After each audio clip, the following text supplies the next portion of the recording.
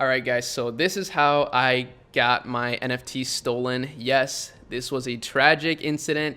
It was a $5,000 loss, so I'll save you the math. That's about how much I spent on these NFTs, and they were taken from me. And I'll explain how that happened, and the best thing that I'll explain is how you can avoid that from happening. So this will hopefully be a great lesson on cybersecurity that you need to hear if you haven't heard this yet. And hopefully my painful experience will serve as a great lesson for thousands of people here. So first of all, the way that I bought my NFTs was on OpenSea. So it wasn't even anything sketchy or anything. It was straight up on this platform. And I'm not the first that this has happened to. Obviously, I've heard of people getting their Bored Apes stolen. I've heard of people getting their, CryptoPunks stolen. And if we look at the rankings of the top NFTs, Bored Ape Yacht Club right now is 44 Ethereum, which is almost $200,000. So my loss was much less painful than what some people have experienced out here. So I'm definitely grateful, and it could have been much worse. And again, I'm keeping my head high. I'm definitely taking this as a positive experience now. But the NFTs that I got stolen were Divine Anarchy. So let me go all the way down to where these are at. Damn. So yeah, they've been going down. So that makes me feel a little better. If they would have pumped like ridiculously after them getting stolen, I would have been really bummed. But yeah, so this is the top rankings for NFTs on OpenSea, by the way, if you don't know. And it's a great thing to take a look at when it comes to investing in NFTs. And typically the top ones are, these are like blue chip NFTs. So you could compare this to the top cryptocurrencies, basically. Like you see how Bitcoin is sort of the reserve currency of the crypto world. It has the largest market cap. It has the most clout. It's kind of similar to what you see right now with the Bored Ape Yacht Club and the CryptoPunks. They have the most clout, the most people holding them, the most value. And the reason why these fluctuate even more than Bitcoin, like there's even more volatility, is because there's even more scarcity. So, Bitcoin, there's 21 million Bitcoins ever. Like that's the supply, it's set. And same with NFTs. So there's only 10,000, for example, of the Bored Ape Yacht Club. There will never be more. So because of that, the supply is scarce, it's limited. But the demand, we're just getting started, guys. Like I don't even think, let's see, roughly 4.1 million Americans have bought or sold an NFT. So that's actually a pretty good amount, but there's like 300 million plus Americans, right? So you can see how we're still relatively early. I mean, I wouldn't say we're extremely early, but we're relatively early. So you can see how these could go up in value dramatically if you hold them over time, right? What happened to me is I bought these Divine Anarchy NFTs, right? I love this concept. I've been actually looking at this project for a long time. I was even planning to do a video like flipping them, and I had this whole thing planned out because I genuinely love this collection. I mean, I don't like to invest in NFTs that I think are really dumb. Like obviously there's thousands of NFT projects being launched every single day, and that doesn't mean you can't make money on it.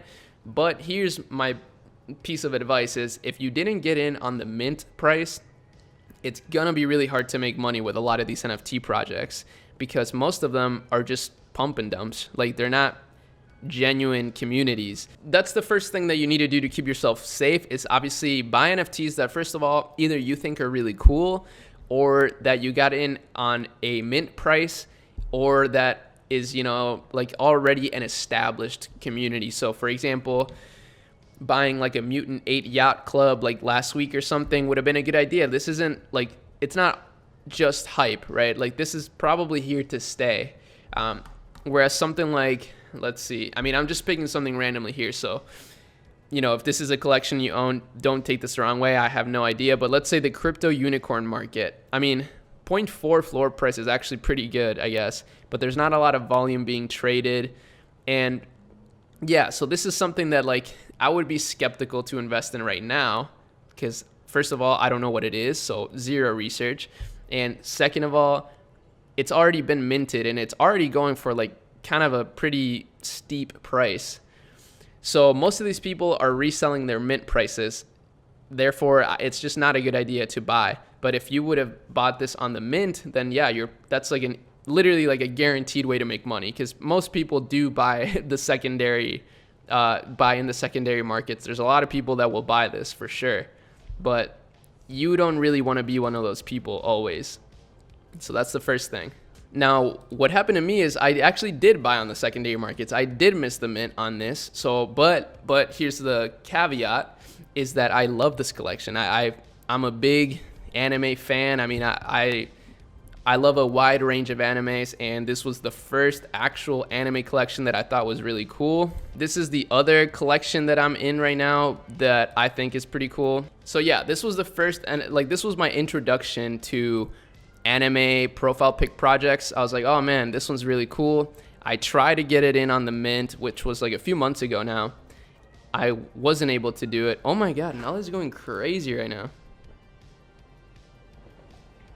Give me 1 second. I'm so sorry, guys. This is my cat Nala, by the way, for those of you that don't already know her from my Instagram stories or something. She's very cute, but she can be kind of a brat sometimes. She does kind of look like Garfield a little bit. She does give kisses, which is really sweet. And yeah, so again, here's kind of like what you like, the trend that you can see so far is that it's a great idea to try to get on the mint. And if you can't get in on a mint, unless you really like the project, you should just move on to the next one. So kind of like how with drop shipping, like, you know, if you're a beginner, if you are testing a product and it's just not working, it's a good idea to move on. With NFTs, if you're a beginner, if you didn't buy in on the mint, you should probably just move on as well, because it's going to be way harder to make money. But anyway, so I bought these on the secondary market. I missed the mint. I tried to get it, but I just couldn't get it. There was way too much hype, way too many people. But I did buy them on the secondary market because I was like, you know what? Before they got revealed. So I bought them right after mint. As soon as people started listing them, I was like, I got to buy a few. So I bought 4.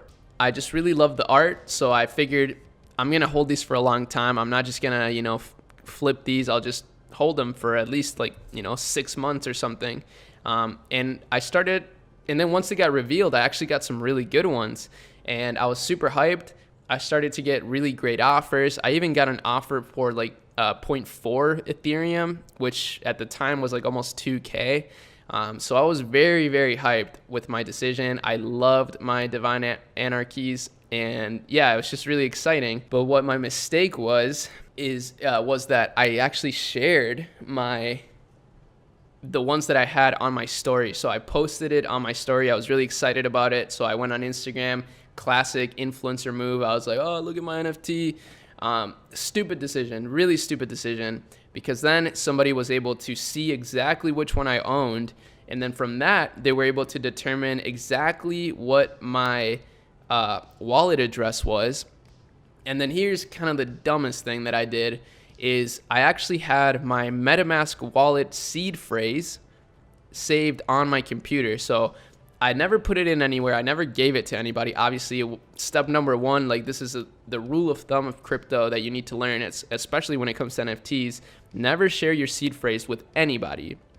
It's way worse than sharing your password. I mean, your seed phrase is essential.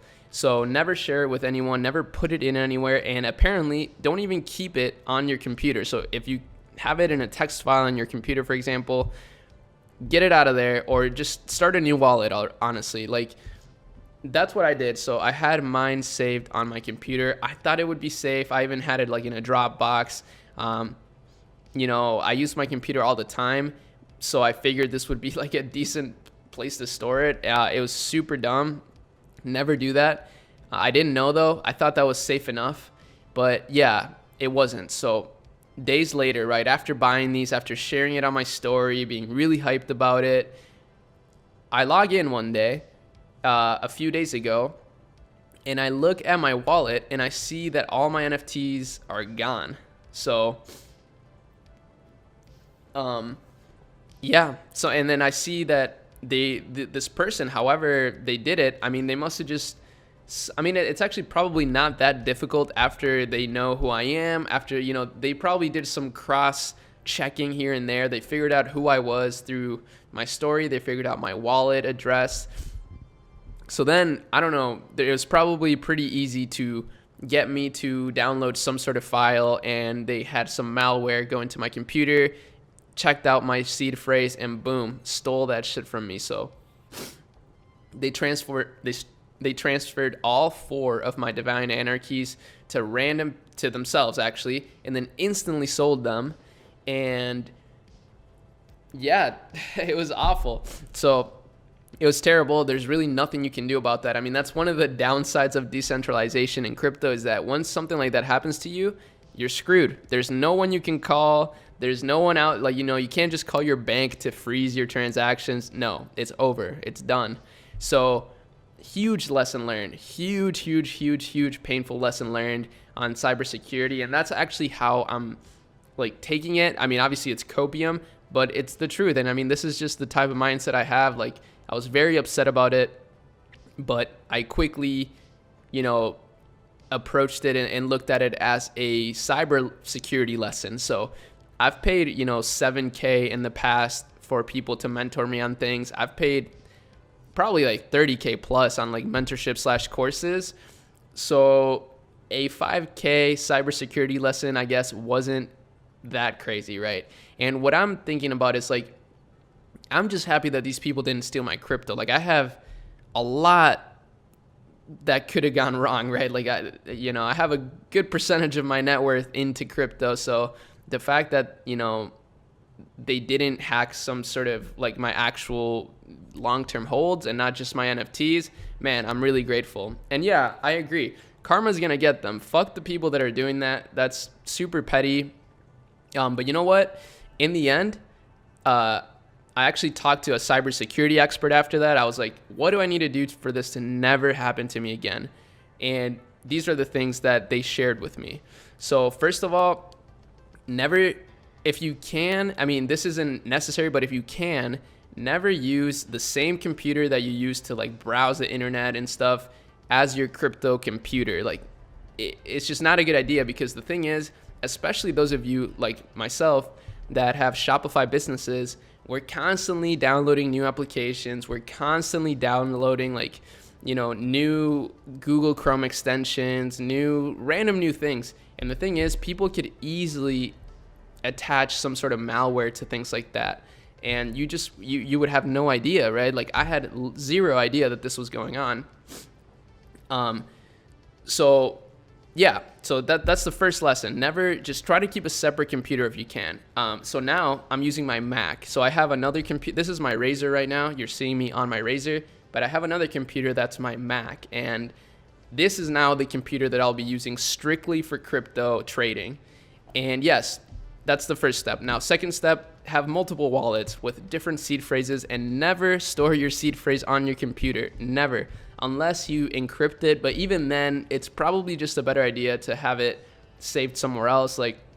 Write it down, physically write it down and keep it somewhere safe, so that you never forget it. But never keep it on your computer, because somebody could actually access it by hacking your computer. So that's fucking crazy. But it happens. It happened to me, so I know. Now, another thing is that Macs are actually much harder to hack. So using a Mac is a good idea. Another thing, you could just use a safer browser, like Kurt is saying right now. He's saying use Microsoft Edge or Firefox. Another really great browser that's very safe is called Brave. So Brave is probably the safest browser that you could use. So that's another good one. Make sure you do that. Yes, since this happened to me, I've created new wallets. I've created, I've transferred everything that you could possibly imagine to my new wallets. And I'm doing great now. So jokes on these guys again. Like I said, the Divine Anarchy floor price is much lower than when I got them stolen. It was 0.3 when it got stolen from me. So now I'm actually just going to rebuy these. And guess what? After that happened, I was able to make one of my biggest profits in a very short amount of time through another crypto play that I made. So now I can just buy them all back. Hopefully that's a good lesson for you guys. Yes, I think, now I've also changed all my passwords. I've done everything you could possibly imagine to keep myself safe. I bought a ledger, a cold storage wallet, so that I don't have to keep my crypto on my computer or anything. I've enabled two-factor authentication on all of my accounts for basically everything. And I've downloaded an authenticator app on my phone now. So now I'm finally safe. And these are all things that I would have never done had I not gotten hacked and had I not gotten my NFTs stolen. So because of that, I'm actually quite grateful that this happened to me. As crazy as it sounds, obviously it sucks. I wish it would have never happened, but sometimes this is what you need to learn really big lessons. And I'm really glad that they stole, some NFTs that weren't worth that much. I mean, 5K is a lot of money, but at least they weren't like, 200K worth of NFTs or something, right? So I'm really glad that it wasn't worse. And that's a painful lesson that I had to learn, but I'm just glad that now I can pass down that knowledge to you guys. Hopefully you don't have to ever make that painful. Hopefully you don't ever have to, learn a painful lesson like that, and you can just learn it from me. But yeah, that's it.